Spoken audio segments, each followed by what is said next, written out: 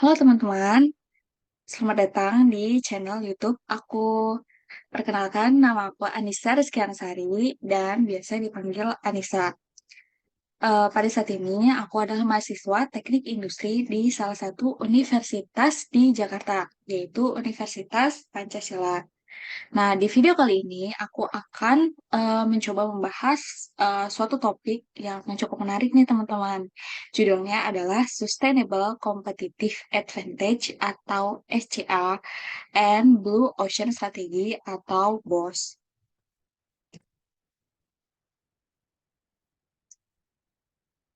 Nah, topik yang akan dibahas di video kali ini yaitu Sustainable Competitive Advantage dan Blue Ocean Strategy atau BOS itu adalah topik yang berkaitan dengan mata kuliah.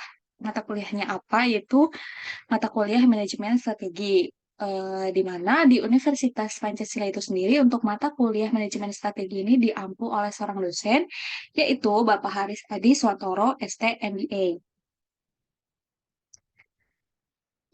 Nah, ini dia abstraknya, teman-teman. Jadi, yang akan kita bahas ini terkait Sustainable Competitive Advantage nih, atau SCA, atau keunggulan kompetitif berkelanjutan, yang tentunya wajib dimiliki oleh setiap perusahaan agar perusahaan tersebut mampu bertahan di industrinya. Sehingga untuk memiliki SCA tersebut, maka perusahaan ini perlu menerapkan strategi tertentu. Salah satunya adalah Blue Ocean Strategy atau BOS. Nah, di video kali ini kita akan membahas Sustainable Competitive Advantage dan Blue Ocean Strategy itu terbagi menjadi 5 bahasan atau 5 pokok bahasan. Yang pertama ini kita akan membahas terkait definisi Sustainable Competitive Advantage dan Blue Ocean Strategy. Lalu setelah kita mengetahui definisi dari Sustainable Competitive Advantage dan Blue Ocean Strategy, maka kita akan membahas terkait beberapa prinsip dasar yang dimiliki oleh Blue Ocean Strategy. Lalu setelah kita tahu nih definisi dan prinsip dasar dari Blue Ocean Strategy, maka kita perlu tahu juga metode penerapan dari Blue Ocean Strategy. Metodenya bagaimana, tahapannya bagaimana untuk penerapan Blue Ocean Strategy yang baik dalam suatu perusahaan. Lalu untuk bahasan yang keempat itu adalah cara menganalisis itu bagaimana dan tools-tools apa saja yang digunakan pada penerapan Blue Ocean strategi dalam suatu perusahaan. Dan yang terakhir kita akan masuk ke pembahasan contoh penerapan dari Blue Ocean strategi itu bagaimana itu contohnya. Baik, kita langsung masuk saja ke pokok bahasan yang pertama, yaitu definisi. Pertama, kita akan membahas terkait definisi dari SCA terlebih dahulu. Apa sih SCA itu sendiri?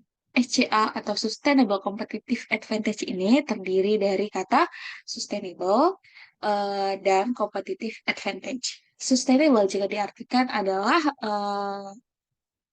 berkelanjutan. Sedangkan competitive advantage itu berarti keunggulan kompetitif. Sehingga secara bahasa nih teman-teman, atau secara sederhananya, SC ini dapat diartikan sebagai keunggulan kompetitif yang berkelanjutan.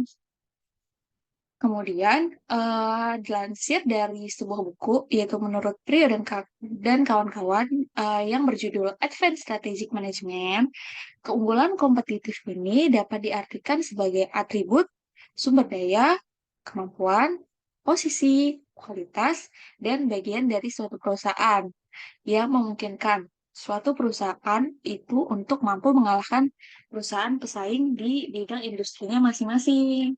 Jadi, bagaimana dia memiliki keunggulan kompetitif itu untuk bertahan. Sehingga keunggulan kompetitif ini wajib dimiliki oleh suatu perusahaan agar dapat terus berkembang dalam lingkungannya. Namun, pada kenyataannya, seperti kita tahu, itu dalam lingkungan bisnis itu selalu terjadi perubahan. Perubahan yang selalu mengikuti dengan zaman yang tidak bisa kita hindari. Sehingga hal tersebut atau perubahan tersebut ini dapat menyebabkan atau berpotensi menyebabkan keunggulan kompetitif dari suatu perusahaan ini dapat hilang atau hanya terjadi sekali bahkan. Sehingga tantangan sesungguhnya dari suatu perusahaan ini itu bagaimana perusahaan tersebut mampu mempertahankan keunggulan kompetitif yang dimilikinya secara berkelanjutan. Seperti itu. Nah, jika suatu perusahaan ini telah mampu mencapai kondisi SCRI, teman-teman, atau telah memiliki sustainable competitive advantage, maka dapat dikatakan bahwa perusahaan tersebut telah berada dalam kondisi yang baik, atau dengan kata lain, telah memiliki posisi dan sumber daya, dan juga produk ya, yang bernilai serta jarang tidak dapat ditiru dan apalagi dimanfaatkan sepenuhnya oleh perusahaan persaingan seperti itu.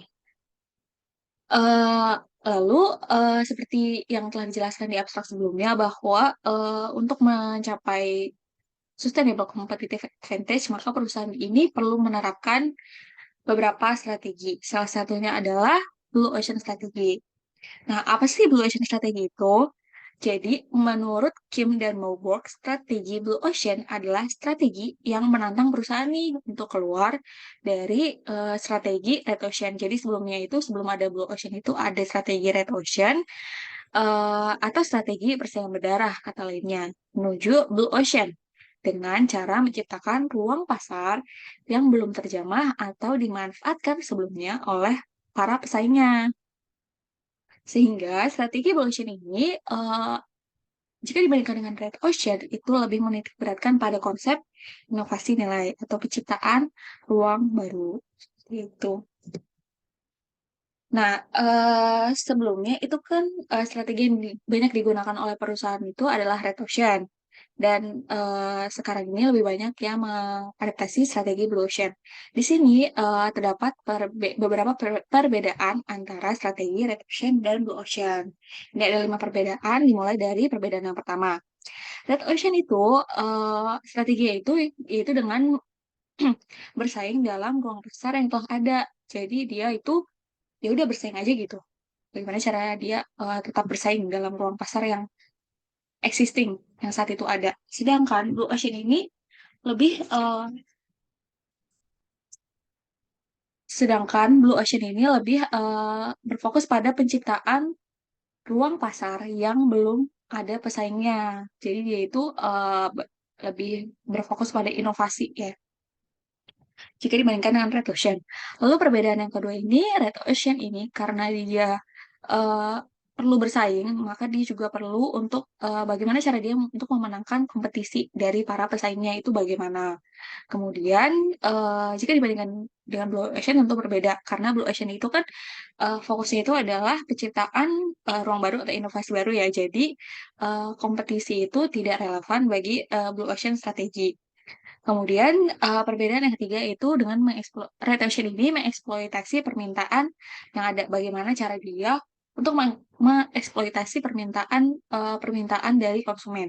Sedangkan Blue Ocean ini dia itu lebih ke bagaimana mencari peluang baru yang belum ada sehingga tercipta inovasi yang baru. Lalu perbedaan yang keempat itu adalah retention ini memilih antara nilai biaya atau value cost trade-off. Sedangkan Blue Ocean ini berfokus pada pendobrakan pertukaran nilai dan biaya. Lalu perbedaan yang kelima dari Red Ocean dan Blue Ocean, untuk Red Ocean ini dia itu memadukan keseluruhan sistem dari kegiatan perusahaan yang dijalankan dengan pilihan strategis antara diferensiasi atau biaya rendah. Jadi Red Ocean ini harus memilih ini, apakah dia perlu melakukan diferensiasi atau perlu menerapkan biaya yang rendah untuk produk yang dihasilkan. Sedangkan Blue Ocean ini memadukan keseluruhan sistem kegiatan perusahaannya dalam mengejar diferensiasi dengan biaya rendah. Red Ocean ini perlu memilih, sedangkan Blue Ocean ini lebih kepada pemaduan atau menggabungkan bagaimana dia menghasilkan produk yang menghasilkan diferensiasi produk dengan biaya yang rendah juga. Seperti itu. Setelah kita tahu definisinya Blue Ocean strategi itu apa, kemudian perbedaannya dengan strategi yang lama yaitu Red Ocean itu apa, sekarang kita akan belajar ke pembahasan selanjutnya yaitu prinsip dasar dari Blue Ocean strategi. Nah, prinsip dasar dari Blue Ocean strategi ini itu ada 6 prinsip yang terdiri dari pertama itu merekonstruksi batasan-batasan pasar. Jadi kita itu perlu mencermati adanya batasan-batasan pasar dan merekonstruksinya kembali dengan penerapan Blue Ocean strategi.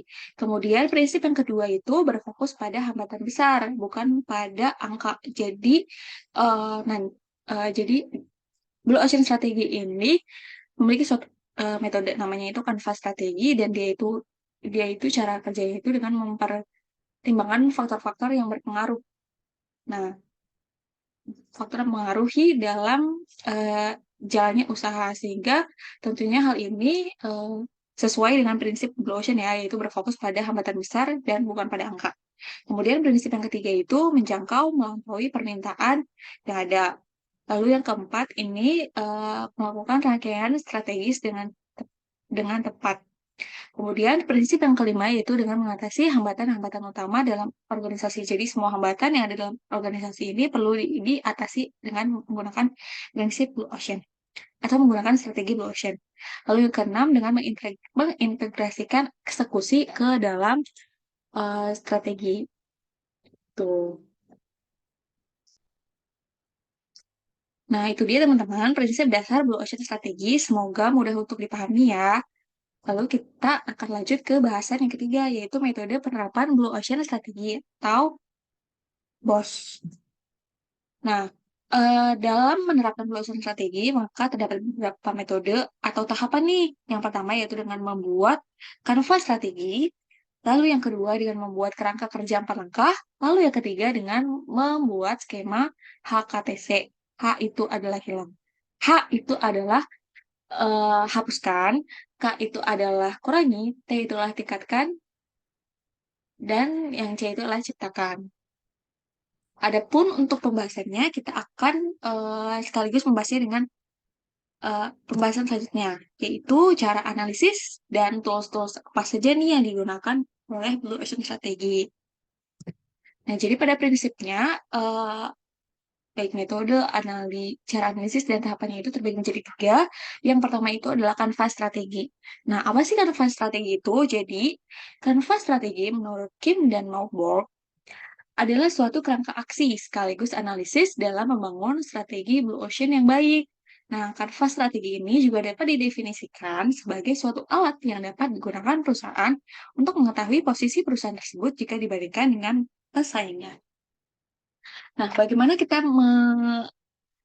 analisisnya dengan menggunakan kanvas strategi. Yang pertama itu adalah dengan merangkum atau mengidentifikasi situasi dari ruang pasar yang telah dikenal dan memahami faktor-faktor apa saja yang mempengaruhi kompetisi usaha. Faktor-faktor tersebut itu bisa berupa harga produk, kualitas bahan, varian produk, kualitas pelayanan, promosi, inovasi produk, kenyamanan tempat, ketersediaan produk yang ditawarkan, serta fasilitas yang diberikan seperti pada contoh berikut.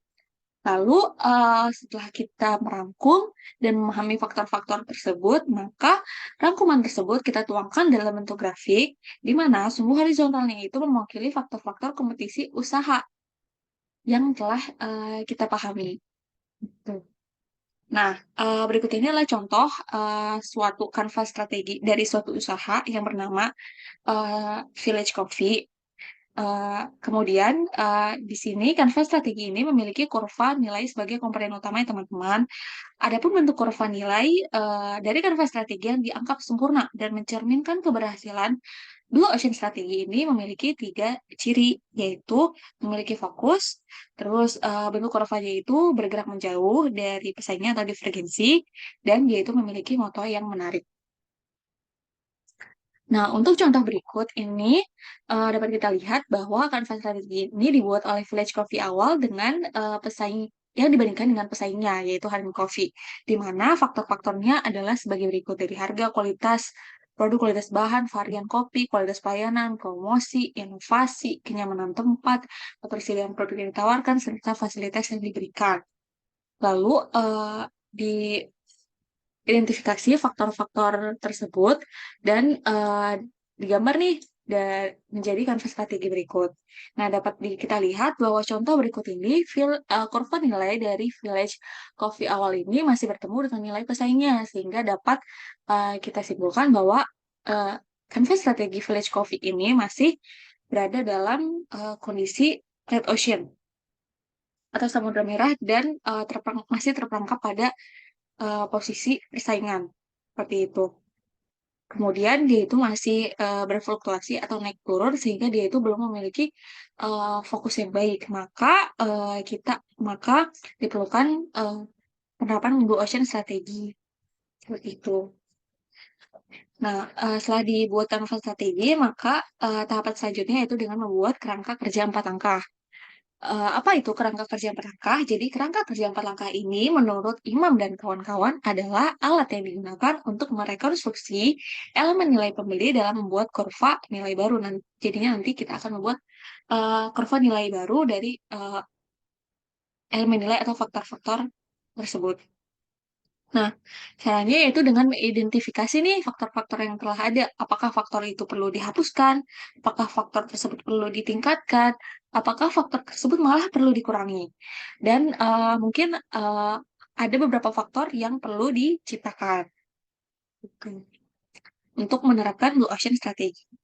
Nah, setelah membuat kerangka kerja 4 langkah, maka kerangka kerja 4 langkah tersebut atau faktor-faktor tersebut dituangkan kepada suatu skema, namanya skema HKTC. H itu artinya hapuskan, itu hapuskan faktor-faktor yang perlu dihapuskan, lalu K itu artinya kurangi, jadi kurangi faktor-faktor yang perlu dikurangi, lalu T itu tingkatkan. Jadi kita meningkatkan faktor-faktor apa saja nih yang perlu ditingkatkan.